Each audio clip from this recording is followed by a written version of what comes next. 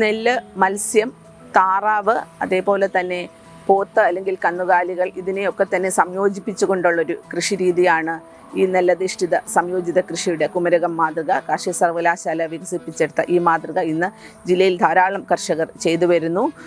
ഇതൊക്കെ ഒരു അധിക വരുമാനം എന്ന നിലയിൽ നെല്ല് കൂടാതെ തന്നെ ഇറച്ചിത്താറാവ്, വിഗോവ, അതേപോലെ തന്നെ മത്സ്യ ഗ്രാസ് കാർപ്പ്, കട്ല, റോഹു തുടങ്ങിയ മത്സ്യങ്ങളെ ചാലുകളിൽ വളർത്തുന്നു. ബണ്ടുകളിൽ തെങ്ങിനോടൊപ്പം തന്നെ പച്ചക്കറി, വാഴ മുതലായ കൃഷികൾ ചെയ്യുന്നു.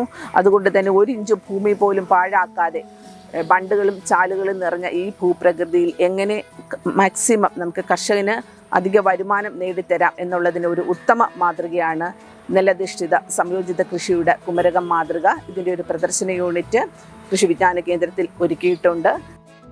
ജൈവ വസ്തുക്കളുടെയും വിളാവശിഷ്ടങ്ങളുടെയും ക്രമാനുഗതമായ പുനഃചംക്രമണമാണ് ഈ സംയോജിത കൃഷിയുടെ കാതൽ.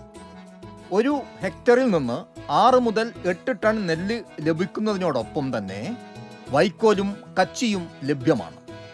നെൽപ്പാടത്ത് തന്നെ ഉപേക്ഷിക്കപ്പെടുന്ന കച്ചിയും വിളാവശിഷ്ടങ്ങളും ചീഞ്ഞഴുകി ഉത്തമമായ മത്സ്യത്തീറ്റയായി മാറുന്നു. ജലസസ്യങ്ങളായ ആമ്പലും പായലുമെല്ലാം വിവിധ ഇനം മത്സ്യങ്ങൾക്ക് തീറ്റയാണ്.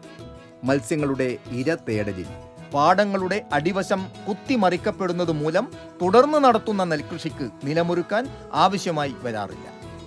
ഗ്രാസ് കാർപ്പ് പോലെയുള്ള മത്സ്യ ഇനങ്ങൾ ജലസസ്യങ്ങൾ തിന്നു തീർക്കുന്നതിനാൽ കളനിവാരണ ചെലവും ഗണ്യമായി കുറയുന്നതാണ്.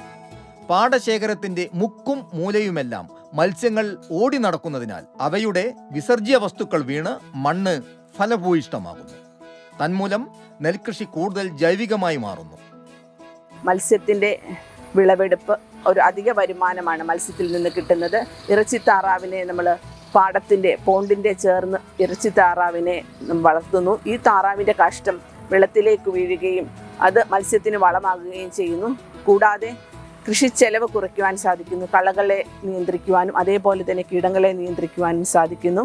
അങ്ങനെ നമുക്ക് നെൽകൃഷിയിൽ കൃഷിച്ചെലവ് കുറയ്ക്കുവാനും ഒപ്പം നമുക്ക് താറാവിൽ നിന്നും അതേപോലെ തന്നെ ഫലവൃക്ഷങ്ങൾ, വാഴ, തെങ്ങ് മുതലായ വിളകളിൽ നിന്നുള്ള അധിക വരുമാനവും താറാവിൽ നിന്നും മത്സ്യത്തിൽ നിന്നുമുള്ള വരുമാനവും ഒക്കെ തന്നെ നെൽകൃഷിക്ക് ഉപരിയായി കിട്ടുന്ന ഒരു വരുമാനമാണ്. അതുകൊണ്ട് തന്നെ ഇന്ന് ധാരാളം കർഷകർ ഈ ഒരു നെല്ലധിഷ്ഠിത സംയോജിത കൃഷി കുട്ടനാടൻ മേഖലകളിൽ നടത്തിവരുന്നു.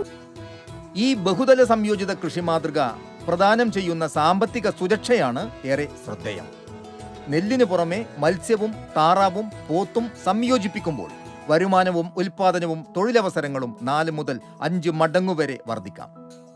കുമരകം കാർഷിക ഗവേഷണ കേന്ദ്രത്തിൽ ഈ മാതൃക അവലംബിച്ചു നടത്തിയ ബഹുതല സംയോജിത കൃഷി വിളവും വരുമാനവും മത്സ്യം 600 കിലോ 60,000 രൂപ, താറാവ് 300 എണ്ണം 2,000 രൂപ, പോത്ത് 2 എണ്ണം 34,000 രൂപ, തെങ്ങ് 20 എണ്ണം 16,000 രൂപ, വാഴ 400 കിലോ 12,000 രൂപ, 20 മുതൽ 40 ചേന അല്ലെങ്കിൽ മരച്ചീനി 2,000 രൂപ, തീറ്റപ്പുല്ല് 2 ടൺ 4,000 രൂപ, നെല്ല് 2 ടൺ 46,000 രൂപ. ആകെ വരുമാനം 1 ഏക്കറിന് 1,86,000 രൂപ. ഇതനുസരിച്ച് തീരദേശ നെൽകൃഷി മേഖലകൾ ഉൽപാദനക്ഷമത പരിപൂർണമായും ഉപയോഗപ്പെടുത്താറില്ല എന്ന് കാണാൻ കഴിയും. ഒരു പൂവ് മാത്രം കൃഷി ചെയ്യുന്ന പ്രസ്തുത പാടങ്ങൾ അനുയോജ്യമായ മറ്റു വിളകളുമായി സംയോജിപ്പിക്കണം. വർഷം മുഴുവൻ വൈവിധ്യമാർന്ന ഉൽപ്പന്നങ്ങളുടെ ലഭ്യത ഉറപ്പുവരുത്താൻ കഴിയും. ഉൽപ്പന്ന വൈവിധ്യം സാമ്പത്തിക സുരക്ഷ ഉറപ്പുവരുത്താൻ പര്യാപ്തവുമാണ്. സംയോജിത കൃഷി ഘടകങ്ങളും സമയക്രമവും. നെല്ല് ജൂൺ ജൂലൈയിൽ വിതച്ച് സെപ്റ്റംബർ ഒക്ടോബറിൽ കൊയ്ത്ത്. മത്സ്യം ജൂണിൽ കുഞ്ഞുങ്ങളുടെ സംഭരണവും നിക്ഷേപവും. ഒക്ടോബർ വരെ ഇവയെ മത്സ്യക്കുളത്തിൽ വളർത്തുന്നു. കൊയ്ത്തിന് ശേഷം പാടത്ത് തുറന്നുവിടും. മെയ് മാസത്തിൽ വിളവെടുപ്പ്. ഇറച്ചിത്താറാവ് ആദ്യ സംഘം ജൂൺ ജൂലൈ 45 മുതൽ 50 ദിവസങ്ങൾ വരെ വളർച്ച. പ്രതിവർഷം 6 മുതൽ 8 സംഘങ്ങളുടെ വളർത്തലും വിപണനവും. പോത്ത് ജൂണിൽ 4 മുതൽ 5 മാസം വരെ പ്രായമുള്ള കിടാവുകളുടെ സംഭരണം. കളസസ്യങ്ങൾ, വളർത്തുപുല്ല്, വൈക്കോൽ എന്നിവ തീറ്റ. മെയ് മാസം അവസാനം വിൽപ്പന.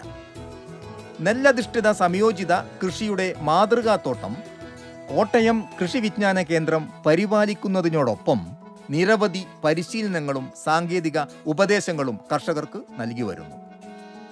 നെല്ലധിഷ്ഠിത സംയോജിത കൃഷിയിൽ കർഷകർക്ക് വേണ്ട കപ്പാസിറ്റി ഡെവലപ്മെൻറ്റ് പ്രോഗ്രാം, അതായത് പരിശീലന പരിപാടികൾ നടത്തിവരുന്നു. കൂടാതെ ഇന്ത്യൻ കാർഷിക ഗവേഷണ കൗൺസിലിൻ്റെ സാമ്പത്തിക സഹായത്തോടെ ബണ്ടുകളും ചാലുകളും നിറഞ്ഞ ഈ ഭൂപ്രദേശത്തിന് വേണ്ടിയിട്ടുള്ള സംയോജിത കൃഷിയുടെ പ്രദർശന യൂണിറ്റ് കർഷകരുടെ കൃഷിയിടത്തിലും നടത്തി വരുന്നുണ്ട്. കൂടാതെ ഇതിനു വേണ്ട സാങ്കേതിക ഉപദേശം നൽകാനുള്ള എല്ലാ വിദഗ്ധരും കൃഷി വിജ്ഞാന കേന്ദ്രത്തിൽ പ്രവർത്തിക്കുന്നുണ്ട്. കുട്ടനാടൻ സംയോജിത കൃഷി മാതൃക വിജയകരമായി അനുവർത്തിക്കാമെങ്കിലും എല്ലാ പ്രദേശത്തും സ്വീകാര്യമാവണം എന്നില്ല. സാമ്പത്തിക സുരക്ഷയ്ക്കും ഉൽപാദന വർധനവിനും വിവിധ ഭൂപ്രദേശങ്ങളിൽ സംയോജിത ഘടകങ്ങൾ വ്യത്യസ്തമായി പരീക്ഷിക്കേണ്ടത് അനിവാര്യമാണ്. നമുക്കറിയാം, കോട്ടയം ജില്ലയുടെ വിവിധ ഭൂപ്രകൃതിയിൽ വ്യത്യസ്തങ്ങളായിട്ടാണ് സംയോജിത കൃഷി നടപ്പാക്കേണ്ടത്. ഏറ്റവും അധികം നമുക്ക് കുട്ടനാടൻ പ്രദേശങ്ങളിൽ നമ്മൾ താറാവ് കൃഷി ചെയ്യുമ്പോൾ മറ്റു പ്രദേശങ്ങളിൽ ചിലപ്പോൾ ഡിമാൻഡ് അനുസരിച്ച് കോഴി കൃഷിയായിരിക്കാം ചെയ്യുന്നത്. ഇവിടെ നമുക്ക് പോത്തിനെ സംയോജിപ്പിക്കുമ്പോൾ മറ്റു പ്രദേശങ്ങളിൽ കന്നുകാലികൾ, പശുവിനെ അതിലേക്ക് സംയോജിപ്പിക്കാവുന്നതാണ്. ഇങ്ങനെ സംയോജിത കൃഷിക്ക് നമുക്ക് ഒരു സംസ്ഥാനത്തോ അല്ലെങ്കിൽ ഒരു ജില്ലയിലോ ഒരു മാതൃക എന്ന് പറയുവാൻ സാധിക്കത്തില്ല. വിവിധ ഭൂപ്രകൃതിയും പ്രദേശങ്ങളും അവിടുത്തെ ആവശ്യങ്ങളും മനസ്സിലാക്കിക്കൊണ്ടാണ് ഇതിലെ ഓരോ ഘടകങ്ങളും, അതായത് നമ്മുടെ കൃഷിയിലുള്ള ഘടകങ്ങൾ, പ്രത്യേകിച്ച് വിളകളിലുള്ള ഘടകങ്ങൾ, അതേപോലെ തന്നെ മറ്റ് ഘടകങ്ങളായ മത്സ്യം, താറാവ്, കോഴി, ആട്, ഇങ്ങനെ പല ഘടകങ്ങളെ നമുക്ക് ഓരോ പ്രദേശത്തിന് അനുയോജ്യമായിട്ടുള്ള ഘടകങ്ങളെ അതിൽ സംയോജിപ്പിച്ചുകൊണ്ട് തന്നെ കൃഷി ചെയ്യാം. സംയോജിത കൃഷിയുടെ ഒറ്റ ഒരു ഉദ്ദേശം എന്ന് പറഞ്ഞാൽ നമുക്ക് അധിക വരുമാനം നേടുവാൻ കർഷകരെ പ്രാപ്തരാക്കുക. അതേപോലെ തന്നെ ഒരു റിസോഴ്സ് റീസൈക്ലിംഗ്, ഒന്നിൽ നിന്നുള്ള ഒരു ഉൽപ്പന്നം മറ്റൊന്നിന് പ്രയോജനപ്പെടുന്ന രീതിയിലുള്ളൊരു റിസോഴ്സ് റീസൈക്ലിങ്ങും ഇതിൽ ഉദ്ദേശിക്കുന്നുണ്ട്. പരിസ്ഥിതി സൗഹാർദ്ദമായ ഒരു കൃഷി തന്നെയാണ് സംയോജിത കൃഷി.